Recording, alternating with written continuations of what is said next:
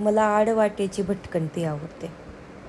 म्हणजे एखादं ठिकाण पाहायला आपण निघालेलो असतो, पण तिथं पोहोचेपर्यंतचा प्रवास, हा प्रवास माझ्यासाठी खूप महत्त्वाचा असतो. तो स्वदेश मूवीमधला शाहरुख खान नाही का, त्याची गाडी घेऊन निघालेला असतो आणि त्याला वाटेत साधू वेशातला एक माणूस मिळतो आणि मग ते गाणं म्हणायला लागतात, यूं ही चला चल राही.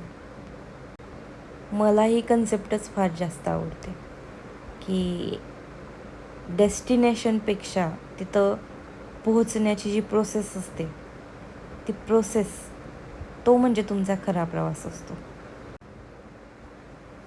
गुगल मॅपची वाट धरत त्या ठिकाणी पोहोचेपर्यंत आपण जे काही गावं ओलांडतो, तिथं जी काही पिकं असतात, तिथली घरं, तिथल्या वाटेवर आपल्याला दिसणारी मंदिरं, हे सगळं त्या प्रवासाचा भाग असतो आणि ते सगळं साठवून ठेवावं असं वाटतं. प्लस आपण ज्या ज्या गावी जाऊ, त्यातल्या अनेक गावात तिथल्या छोट्या टपरीवरचा चहा पिणं, हे आम्हाला दोघांनाही खूप आवडतं. तो त्या प्रवासाचा एक मेमोरेबल भाग असतो. असं फिरत फिरत प्रवास करण्यात ना समाधान मिळतं.